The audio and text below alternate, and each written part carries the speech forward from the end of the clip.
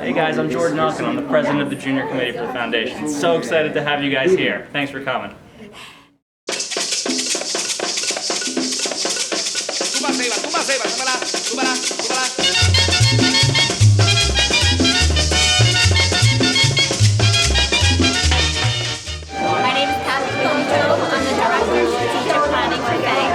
I'm really excited, so much work, and it's finally paying off, so I'm really proud of Ramiro, proud of our team, and I can't wait to see what's next. Quiero ser el primero, que se forma la cuestión, yo quiero ser el primero, tumbe, tumbe la ceiba, tumbe la ceiba, tumbe, tumbe la ceiba, tumbe la ceiba, bajo la ceiba mamá, bajo la ceiba mamá, bajo la ceiba nene, bajo la ceiba nene.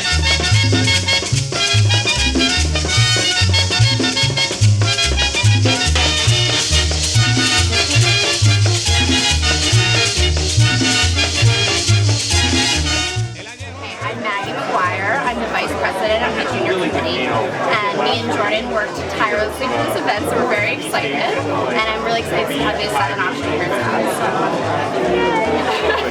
Tumbe, tumbe la ceiba, tumbe la ceiba, tumbe, tumbe la ceiba, tumbe la ceiba, bajo la ceiba mamá, bajo la ceiba mamá, bajo la ceiba nene, bajo la ceiba nene.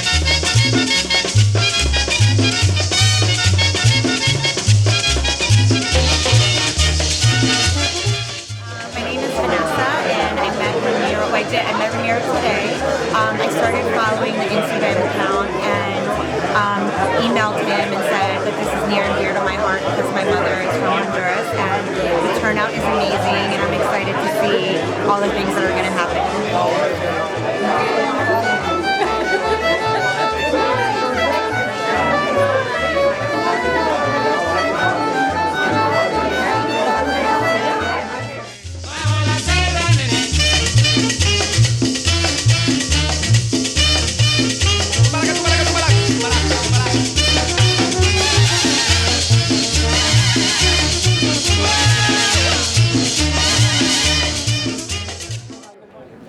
Education is the most powerful weapon which you can use to change the world.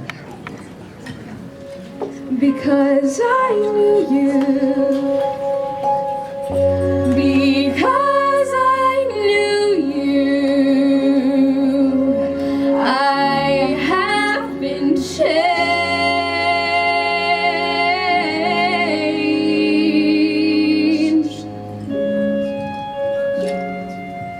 For good.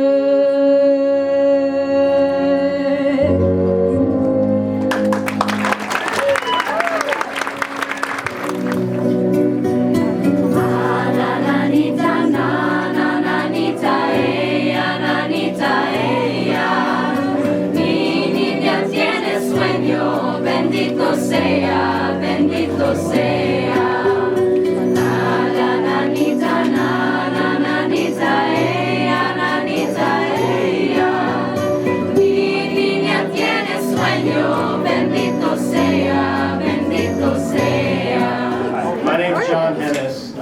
And for those of you who don't know me, I'm one of the co-founders of the Foundation for Education in Honduras, which we like to call FEIH. And first, I thought the St. John's Prep Beef Club was great, and I want to thank them.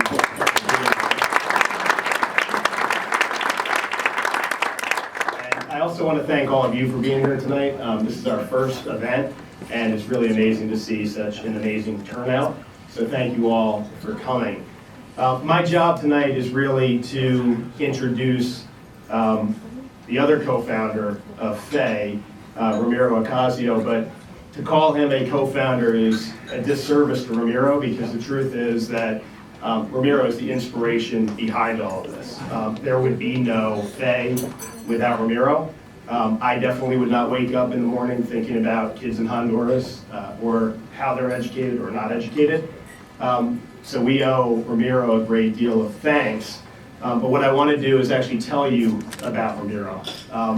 Because Ramiro is one of the most remarkable people you're ever going to meet. Ramiro works for Kirkland, started off in the mailroom. He's now in the records department. And Ramiro, when he was in the mailroom, what he would do is walk around and deliver the mail. But he would also stop in everybody's office and talk to everybody, you know. But you wanted him to, right? You always look forward to that part of the day. And the thing about Ramiro is Ramiro wants to be friends with everyone. And that's not because he's insecure and has some need for friendship. It's because he sees the good, literally, in every person that he meets. And he sees the good in everything that he sees. And that's really how FEIH got started. It's by Ramiro seeing the good in people. So about 5 years ago, Ramiro came to my office, and he said to me, John, I'm going to go down to Honduras. I've been doing this the last few years over Christmas, and I go down, I meet up with some friends, I go to a poor area, and I give to the families and to the kids food and medicine and supplies and toys for Christmas. And he left. And I thought about that, because he told me that when he went down there and he did give out the food and the supplies and the toys, about the smiles on everybody's face and about the appreciation that they all gave to him. And what he said was, I think by doing this, I'm giving them hope. I think I'm giving people hope. They see Ramiro, who grew up in Honduras, flying down from New York to go provide them with something. Somebody, not even that lives in Honduras, is coming down to help them. And I thought that was an incredible message. But I thought what was also incredible, and I think really inspired me, was Ramiro works in the mailroom, right? He doesn't make a ton of money.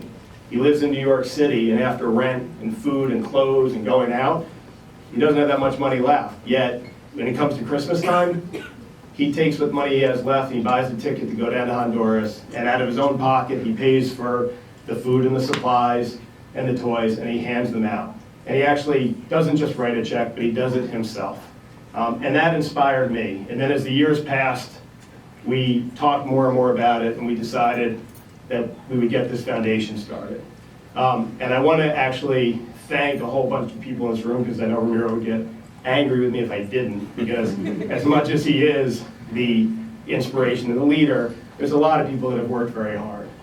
First, Kirkland and Ellis, and I don't know if Andrew Kimball and Vincent Thorne are here or not, I know they were supposed to be, but they were the two associates that did all of the pro bono work to get this foundation started. And it was hard work, because it wasn't just doing the work here, they also had to talk to the attorneys in Honduras and get everything set up. Second, we have a bunch of board members here. Felicia Greenfield, John Contant, who's in here somewhere, Shai Weissman, and then Allie Rubin, who couldn't be here because she's traveling. But these board members have come together to provide real leadership, incredible ideas, and I think really have helped Ramiro turn into a true leader. I think you'd agree with that, Ramiro. We also have, and to me this is, Debbie also. Debbie works at Kirkland, and we would have nothing without Debbie, because every piece of administration, everything that we do, Debbie's the secretary of the board. She does everything for us, so thank you, Debbie. And Kathy, who works at St. John's Prep, brought the Glee Club here, but also has been involved since day one with everything that's gone on. And you'll hear from Ramiro about a pen pal program that Kathy started at St. John's Prep to send letters to the children in Honduras. The last group that I want to thank and recognize, we have this amazing junior committee, and this is a classic Ramiro story. Ramiro's sitting in the airport to go from New York to Chicago, and planes are delayed and canceled, and he hears them say, there's 2 seats in the back of the plane for whoever can take them. And he had been talking to this guy. He runs to find the guy. He says, we got to get to the back of the plane. They go running to the back of the plane together. They sit there. They start talking. That guy is Jordan Elkins, who's here, and he's the president of the junior committee.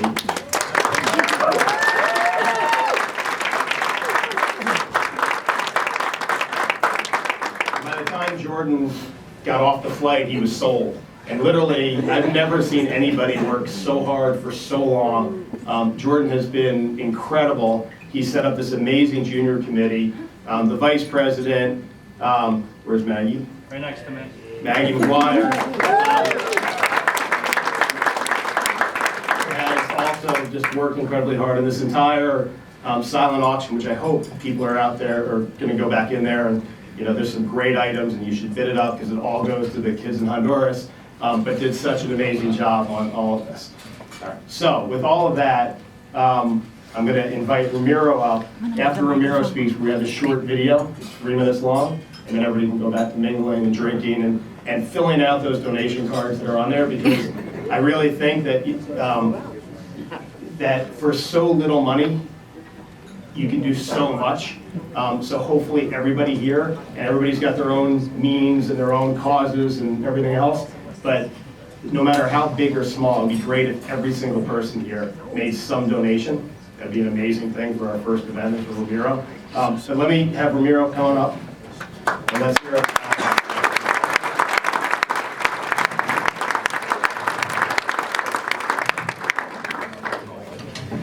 Thank you so much, John, for your kind words. Thank you, everybody, for being here tonight. It means a lot to me. I am a guy who was born in Boston. My mom is from Honduras and my dad from Puerto Rico.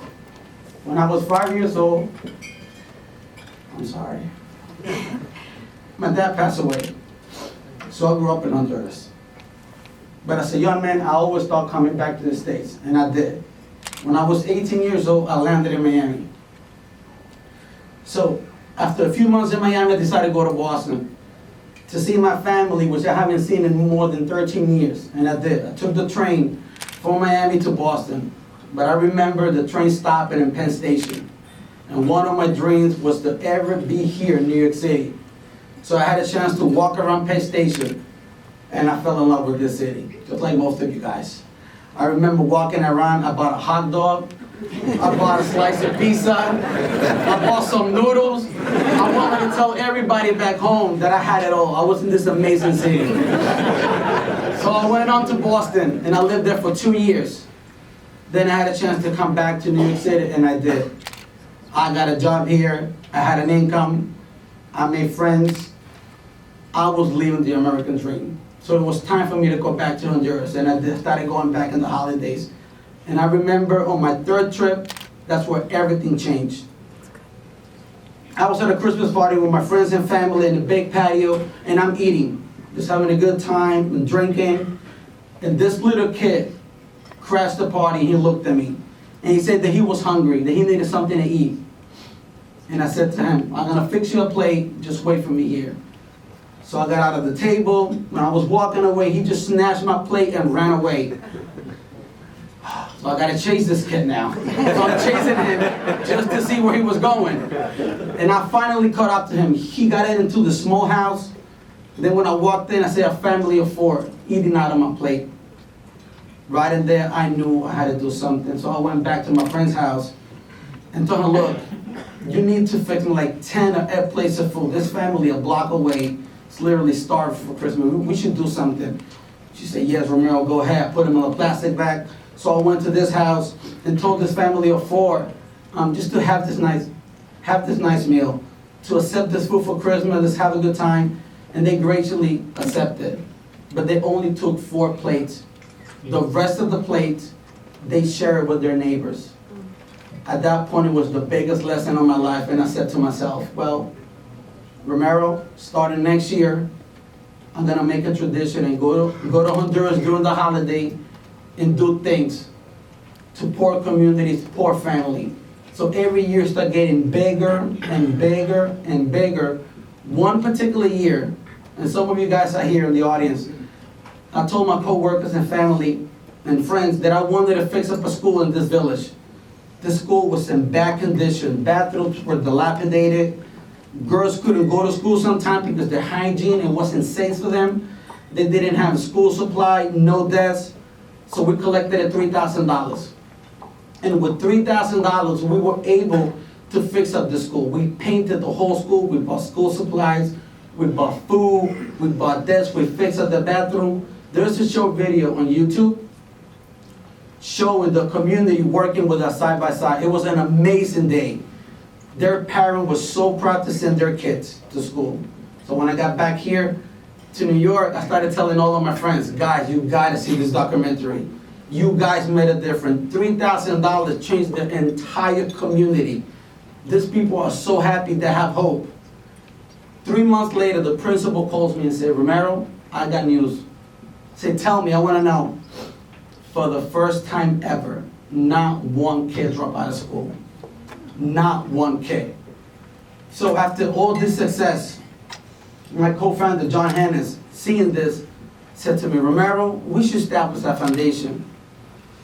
I'm like, I don't know about that. He goes, yes, we should. We can make bigger impacts. And now I find myself in this situation where I have all of you guys here, my friends, family, bankers, lawyers, helping people who have less than us. We have this foundation that we turn your money into goodwill.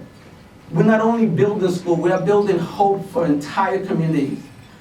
I would like to finish my speech with this last story. This past December, I'm gonna try not to choke up. This past December, I went to Honduras. And I have a friend of mine who runs an orphanage. And then she told me that they desperately needed some backpack and school supplies. So I went to John's office again. I said, John, they need school, they need backpack and school supply. John right away wrote me a check. Ramiro, do what you have to do. Let's make sure these kids go to school. And we did. So I went to this orphanage and I started giving them the backpacks. But this year, in addition to school supply, each backpack contained a personalized letter written by students by St. John's Prep. This is part of our Pen Pal program that is run by our Director of Strategic Planning, Kathy Lojo. So I went to this orphanage with all the backpack, all the school supplies, so I started calling each kid's name. Then it comes Jessica.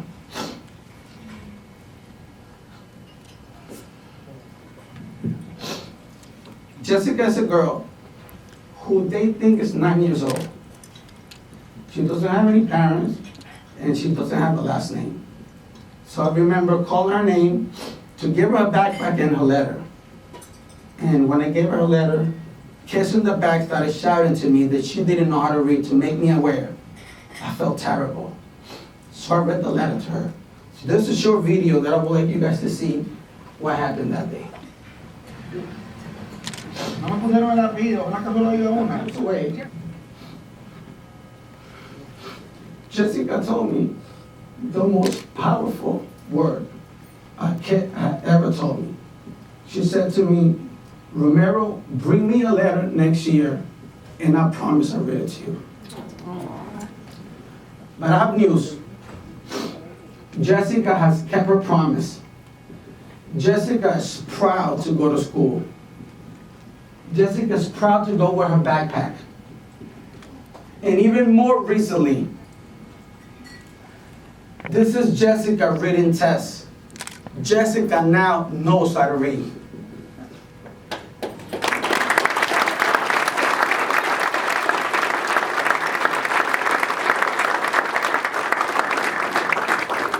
Jessica is a girl that we have given her an opportunity for an education and a gift of hope. But this doesn't stop here. Tonight, we can all give thousands of children in Honduras an opportunity for a better education and hope for a better future. Thank you so much for being here.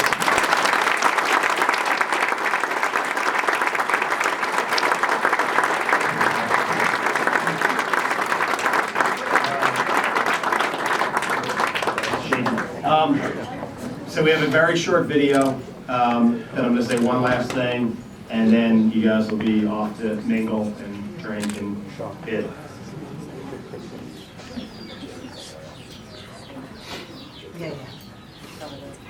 Getting up every morning to face life is a tough challenge for thousands of Honduran children.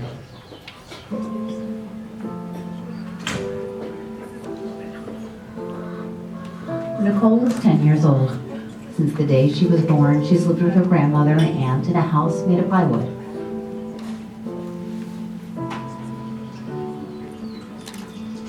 They have very little to eat because jobs in their village are scarce.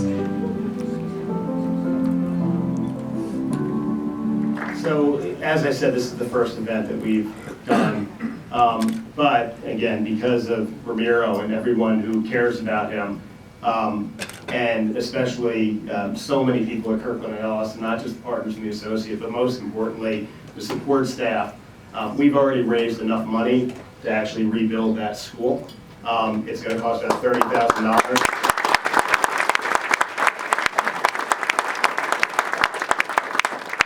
It costs about $30,000 to fix up, completely redo that school, get every kid all the school supplies they need, get them a soccer field and soccer balls, get them everything. They need to fix up the bathrooms, right? So we could have boys and girls attending school. And it's really amazing. And one thing, and you heard that, right, for the $1 a day, that little girl's working, because $1 goes far in Honduras. And I think what you saw from Ramiro and what he talked about in Jessica, that backpack with all of those supplies was $17, right? So for $17, and clearly for Ramiro going down there, more importantly, that girl's life, Jessica's life, has changed forever. And what you saw was she believed, right? Ramiro walks down there, hands her a bag, hands her a letter, and she says, I'm going to be able to read, and then she does. She learns it, right? That's the important lesson here. So I think if all of you, again, I know I've said this once, but if we get everybody to donate something, I think it would be amazing. And going back to the silent auction, there's great items, including, by the way, building a school. We've already selected our second school to build, and we want to raise the money to build that one. And truthfully, and I'll just be honest, and I don't know if Adam Carnese's here, who I guess technically is Ramiro's boss, but my goal is that we end up raising enough money overall, that not only that we fix up every school in Honduras, but that Ramiro can leave us here at Kirkland and go run this full time, because if he does that, he makes such an amazing difference. So thank you all for coming.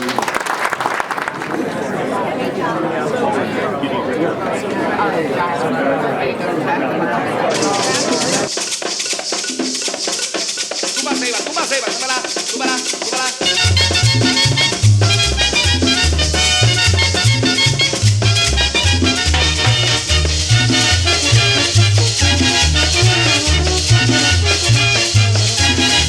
Oiga, señor cantinero, sírvame otro trago de ron. Oiga, señor cantinero, sírvame otro trago de ron. Que se forma la cuestión, yo quiero ser el primero. Que se forma la cuestión, yo quiero ser el primero. Tumbe, tumbe la ceiba.